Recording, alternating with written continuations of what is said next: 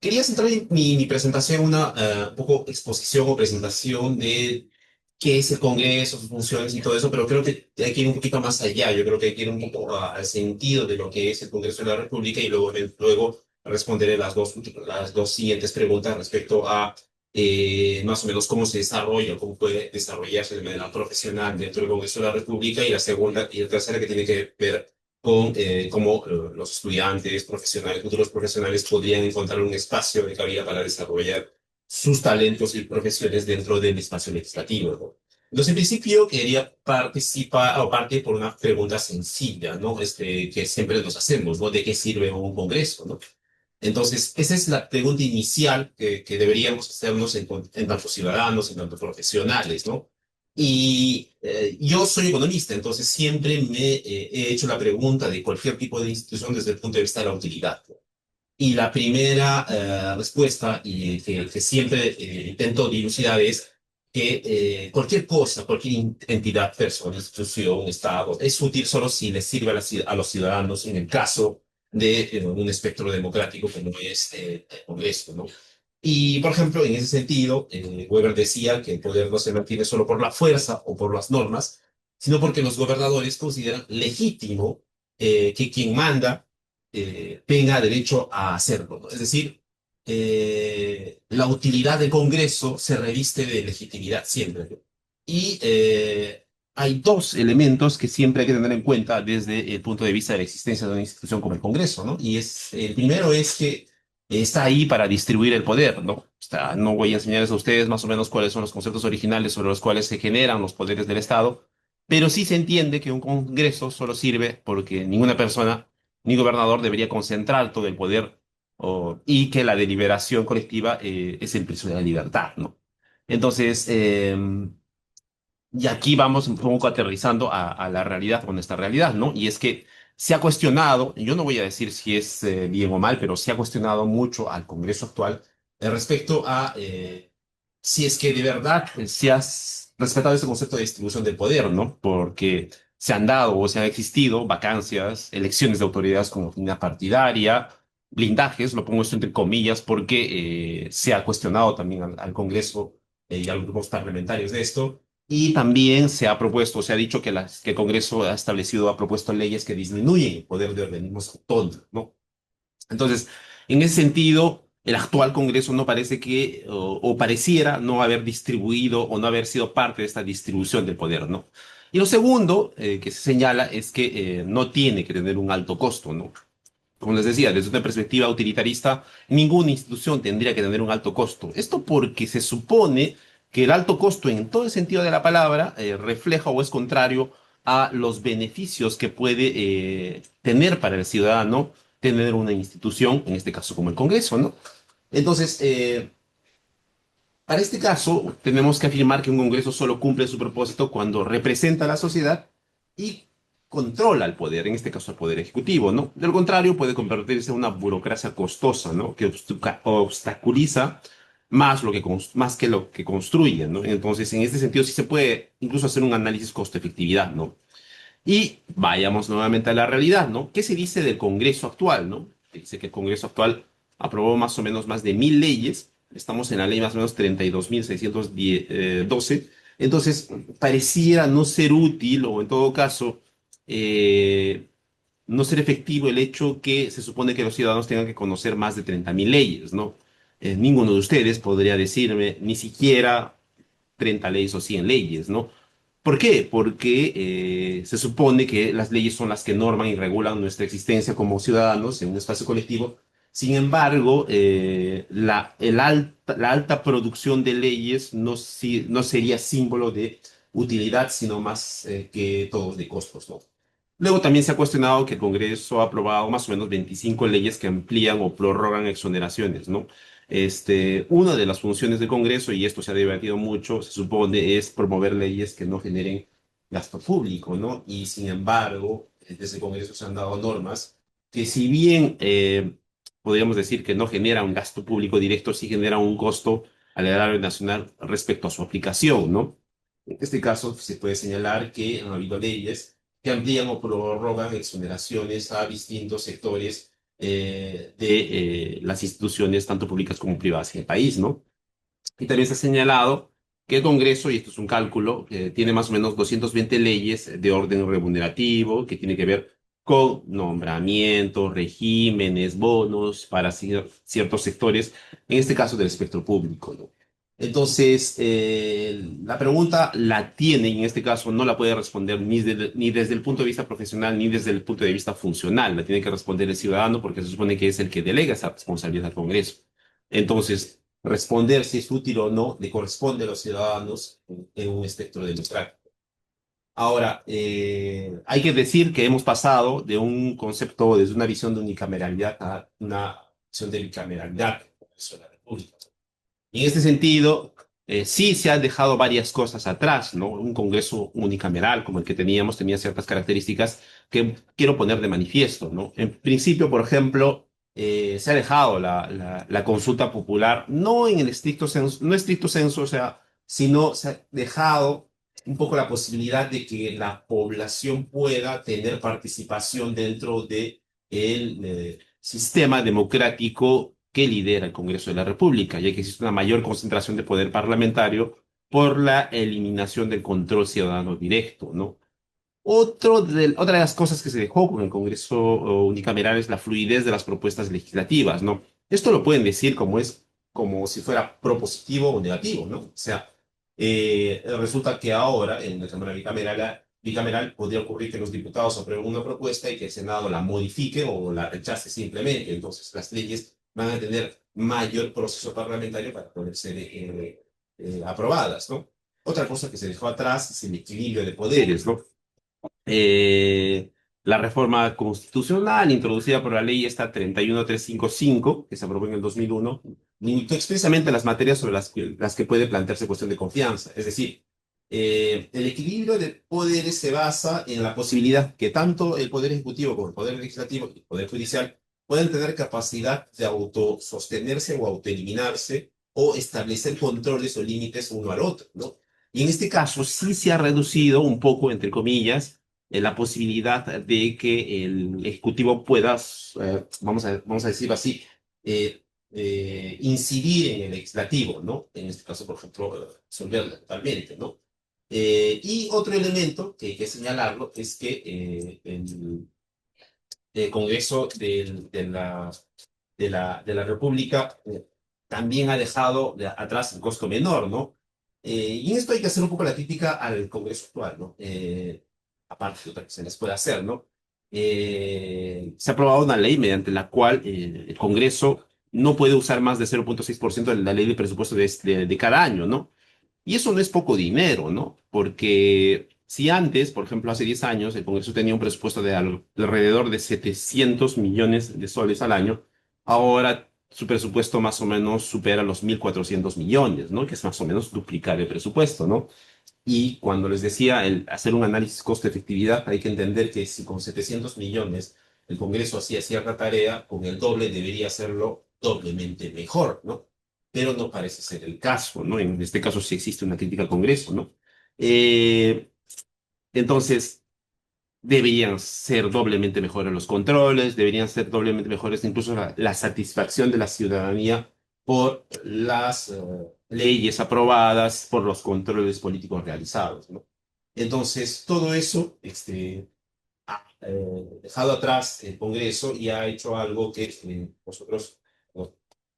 Llamamos un nuevo Congreso bicameral, ¿no? Sí. Un nuevo Congreso bicameral. Y en este caso, lo que quiero entrar, así antes de manera muy rápida, para ver más o menos cómo está este Congreso bicameral, ¿no? Eh, y hemos elaborado, para sobre todo ciertas bancadas, alguna guía institucional, algunos colegas nos hemos puesto de acuerdo respecto al hecho de, se han aprobado tres reglamentos, un reglamento del Congreso, un reglamento de la Cámara de Diputados y un reglamento de la Cámara de Senadores, ¿no? Y entonces, a partir de esos reglamentos, se puede entender más o menos una estructura y las funciones y procedimientos del sistema bicameral, ¿no? Que van a suceder desde el 27 de julio de este año, ¿no? Entonces, tenemos, no sé si se puede ver, pero son cuatro funciones específicas, ¿no? Una función de representación, que es una función transversal, ¿ya? En la función legislativa o de control político y de fiscalización, ¿no? Son un poco las mismas funciones que cumplía el Congreso unicameral, ¿no? Pero en este caso, la forma como se desarrolla cada una de las funciones, en el caso de las tres últimas varían, ¿no? La representación sigue siendo la misma, ¿no? Es decir, el hecho de que el congresista, el parlamentario, el diputado, el senador, representa a los ciudadanos que lo eligieron ante las entidades públicas, incluso ante el espectro privado, sigue siendo la misma tanto de senadores como de diputados, ¿no? En el caso de la legislativa sí se ha modificado, ¿no? En este caso ya no es todos los congresistas los que pueden proponer proyectos de ley, sino solo los diputados, ¿no? Y se crea una especie de doble instancia, ¿no?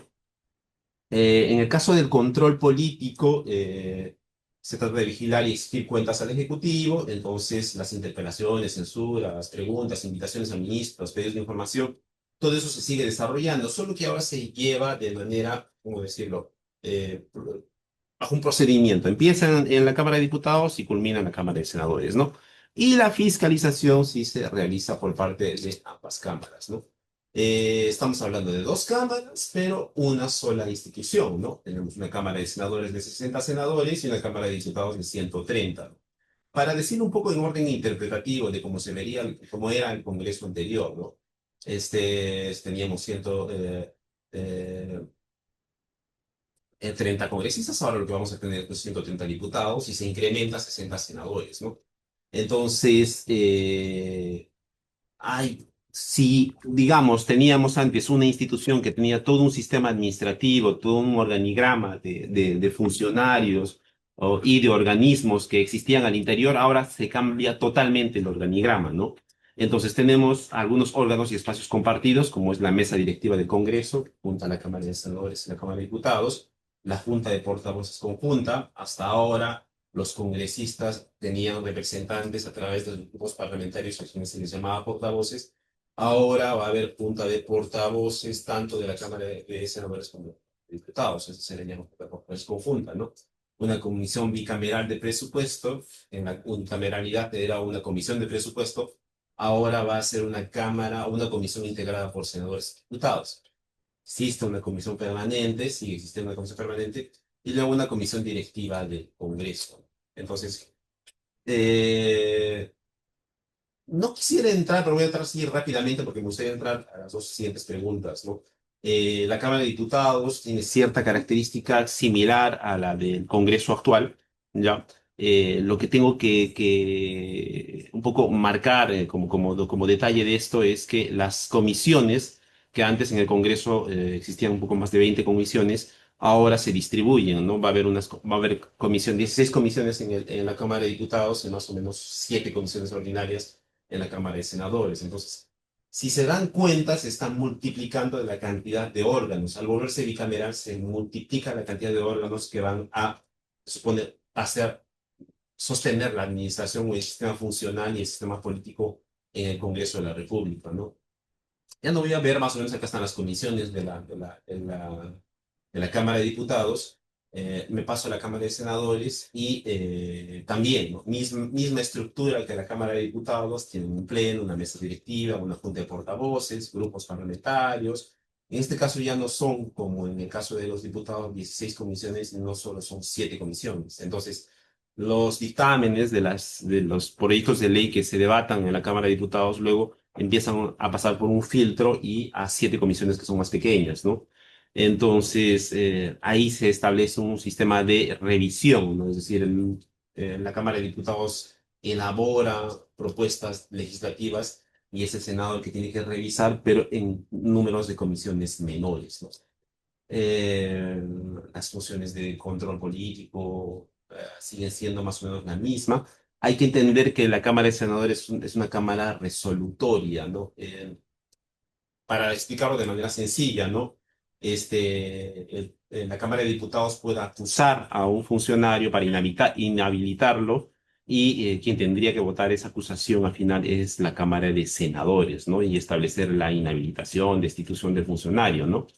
Hay una característica esencial y exclusiva de la Cámara de Senadores distinta a la Cámara de Diputados y es que la Cámara de Senadores elige a los miembros del Tribunal Constitucional, al defensor del pueblo, a 3 directores del BCR y designa al Contralor y ratifica a los miembros del Banco Central de Reserva y la Superintendencia del Banco de Seguros, ¿no?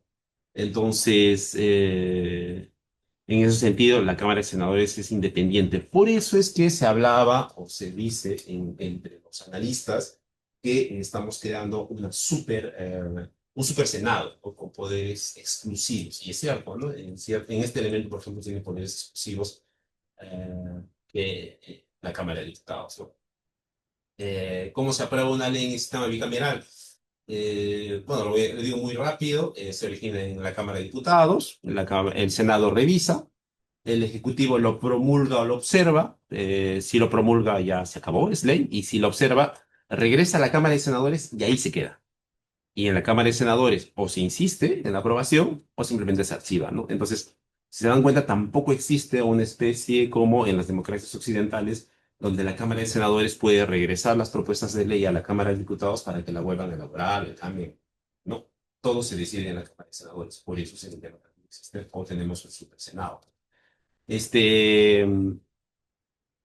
la sesión conjunta del Pleno del Congreso se da solo en el tema del presupuesto, ¿no? Si se dan cuenta o si recuerdan, antes se presentaba un proyecto de ley de presupuesto por parte del Ejecutivo, se debatía en el Congreso hasta noviembre y se aprobaba antes del 30 de noviembre, ¿no? Ahora lo que va a pasar es que es una comisión bicameral, ¿no? Senadores y diputados van a juntarse para debatir y aprobar la ley de presupuesto, ¿no? Este es un poco el sistema. Más o menos los que son abogados entenderán que existe una especie de doble instancia al momento de acusar a una persona, ¿no? En el caso del Parlamento, esa doble instancia va a ser una la de diputados y otra la de senadores, ¿no? Los diputados o la Cámara de Diputados acusa y el Senado resuelve, ¿no? Entonces, más o menos esta imagen de la doble instancia se cumple también en la doble cámara, ¿no?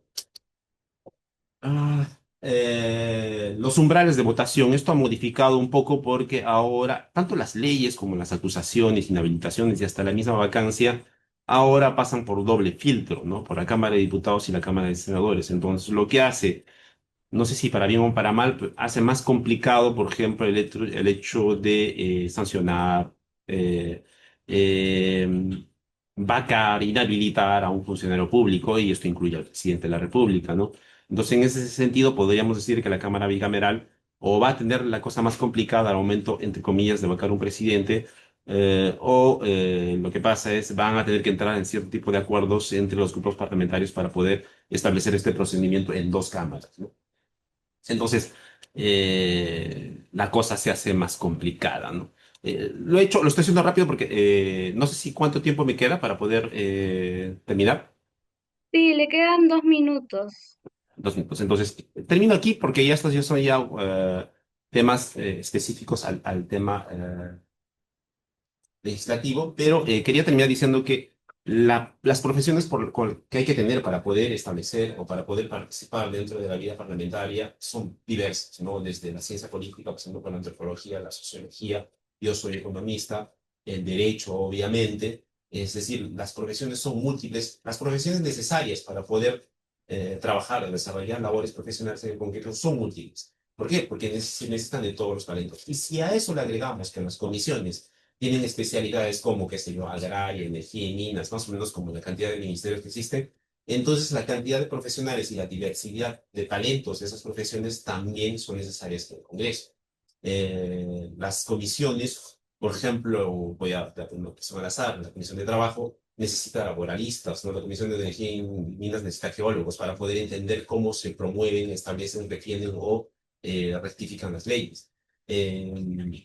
Entonces, eso. ¿Y cómo los jóvenes, ya que termino con esto, ¿no? ¿Cómo los jóvenes profesionales pueden ingresar a desarrollar una vida profesional en el legislativo? Y esa es una pregunta que no puedo responder porque sencillamente el Congreso, y esto puede ser una crítica a la institucionalidad del Congreso, el Congreso no ha establecido un parámetro para que, por ejemplo, los jóvenes puedan ingresar si no hacen parte de un espacio de admisibilidad política, si me dejo entender.